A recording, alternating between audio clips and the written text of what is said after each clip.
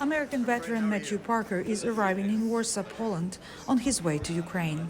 He is one of many volunteers from around the world who have stepped up to help to defend Ukraine against Russia. As part of the Ukrainian International Legion, Parker's job is to help train members of the Ukrainian army. I have no expectations. Let me see what my job is. Let me see how many soldiers we have. Let me see what shape, our equipment is. Then I'll know what my job is. Right now, I'm just somebody in a vehicle getting a ride to work. A veteran with 22 years experience, Matthew's 5 days are behind him. He says his job now to help protect Ukraine and stop the war. It's the year 2022. Why are we fighting at all?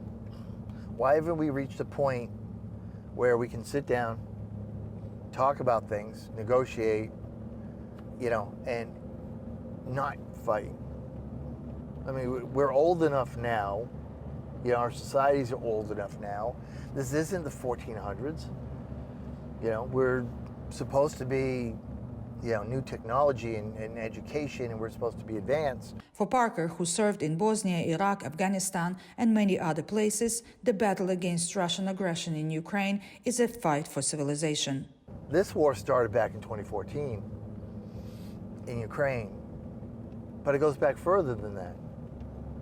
Everyone thinks it's 2014. It's not 2014. This started well before that. This started before Ukraine was part of the Soviet Union.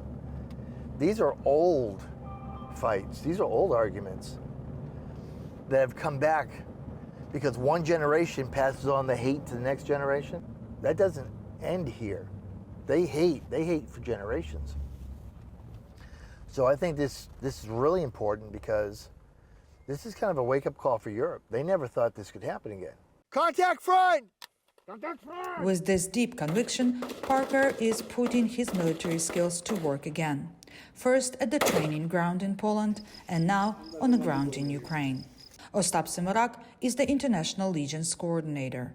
The decision was based on a political will to invite all people around the world that are willing to support Ukraine, support Ukrainian people and our nation in our struggle against authoritarianism, against aggression of Russian Federation, and to support democracy and Ukrainian democracy and Ukrainian nation as well. Simorak, a former government minister, says volunteers have come from many parts of the world, but they must meet specific requirements. We are checking each one candidate and see that is outside of the demands of our military headquarters.